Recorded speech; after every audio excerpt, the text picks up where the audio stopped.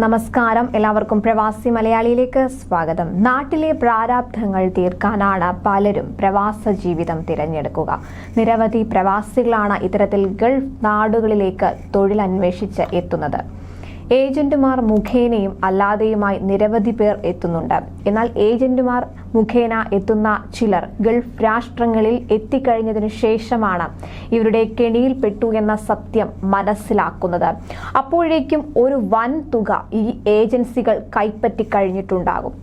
വ്യാജ ഏജന്റ് മുഖേന ഗൾഫ് രാജ്യങ്ങളിലേക്ക് ജോലി അന്വേഷിച്ചെത്തി ചതിയിൽപ്പെട്ടവർ, കഷ്ടപ്പെട്ട് ജോലി ചെയ്തിട്ടും ശമ്പളം കിട്ടാത്തവർ തുടങ്ങി നിരവധി പേരാണ് ഗൾഫിലെത്തി ദുരിതം അനുഭവിക്കുന്നത്.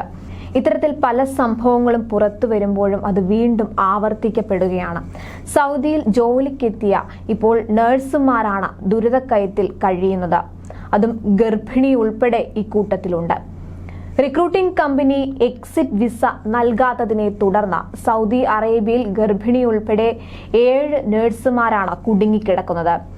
അൽ മവാരിദ് എന്ന റിക്രൂട്ട്മെന്റ് കമ്പനി വഴി സൗദിയിൽ ജോലിക്കെത്തിയ നഴ്സുമാരാണ് ഇവർ. 70,000 രൂപ വീതം നൽകിയാൽ മാത്രമേ ഇവർക്ക് എക്സിറ്റ് വിസ അനുവദിക്കൂ എന്നാണ് കമ്പനിയുടെ കടുത്ത നിലപാട്.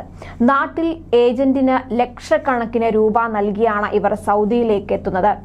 അൽ മവാരിദ് എന്ന റിക്രൂട്ടിംഗ് കമ്പനി വഴി സൗദിയിൽ ജോലിക്കെത്തിയ നഴ്സുമാരാണ് ഇത്തരത്തിൽ ദുരിതം അനുഭവിക്കുന്നത്. 1 മാസത്തോളമായി റിക്രൂട്ടിംഗ് കമ്പനിയുടെ ഹോസ്റ്റലിൽ ആവശ്യത്തിന് ഭക്ഷണം പോലും ഇല്ലാതെ വീട്ടുതടങ്കലിൽ എന്ന പോലെ കഴിയുകയാണ് ഇവർ. 7 പേരിൽ 5 പേർ ഈ അടുത്താണ് സൗദിയിലെത്തിയത്. സൗദിയിലെ നഴ്സിംഗ് യോഗ്യതാ പരീക്ഷയായ പ്രോ മെട്രിക് പരീക്ഷയിൽ ഇവർ പരാജയപ്പെട്ടു. റിക്രൂട്ടിംഗ് ഏജൻസിക്ക് ചെലവായ തുക നൽകിയാൽ മാത്രമേ ഇവരെ തിരിച്ച് നാട്ടിലേക്ക് വിടൂ എന്നാണ് കമ്പനിയുടെ കടുത്ത നിലപാട്. അവശേഷിക്കുന്ന 2 പേരും 1 വർഷത്തിലധികമായി സൗദിയിൽ ജോലി ചെയ്യുന്നവരാണ്. ഇതിലൊരാൾ 5 മാസം ഗർഭിണിയാണ്. ഇവർക്ക് പ്രസവാവധി നൽകാനാകില്ലെന്ന് കാണിച്ച് ഏജൻസി ഇവരെ ജോലിയിൽ നിന്ന് പിരിച്ചുവിടുകയായിരുന്നു. ആവശ്യത്തിന് ഭക്ഷണവും ചികിത്സയും ലഭിക്കാതെയാണ് ഇവർ ഏജൻസിയുടെ വീട്ടു തടങ്കലിൽ കഴിയുന്നത്. ഗർഭിണിയായ യുവതിക്ക് വയറുവേദനയുണ്ടായപ്പോൾ യഥാസമയം ആശുപത്രിയിൽ എത്തിക്കാൻ പോലും കമ്പനി തയ്യാറായില്ല. കമ്പനിയിലെ മലയാളി ഉൾപ്പെടെയുള്ള ജീവനക്കാർ മോശമായാണ് തങ്ങളോട് പെരുമാറിയതെന്നും ഇവർ പറയുന്നു. കമ്പനി യഥാസമയം എക്സിറ്റ് വിസ അനുവദിക്കാത്തതിനാൽ ഒരാളുടെ കല്യാണം പോലും മാറ്റിവെക്കേണ്ട അവസ്ഥയിലാണ്.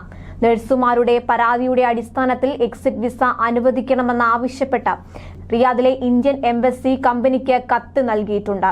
എന്നാൽ ഇതുവരെയും കമ്പനിയുടെ ഭാഗത്തു നിന്നും അനുകൂല പ്രതികരണം ഉണ്ടായിട്ടില്ല. എന്തായാലും വരും മണിക്കൂറുകളിൽ തന്നെ കമ്പനിയുടെ ഭാഗത്തു നിന്നും അനുകൂലമായ ഒരു തീരുമാനം വരുമെന്ന് തന്നെ നമുക്ക് പ്രതീക്ഷിക്കാം. അതുപോലെ ഇന്ത്യൻ എംബസിയുടെ തുടർ നടപടികളും വളരെ നിർണായകമാണ്. കൂടുതൽ പ്രവാസി വാർത്തകൾക്കായി ഈ ചാനൽ സബ്സ്ക്രൈബ് ചെയ്യുക.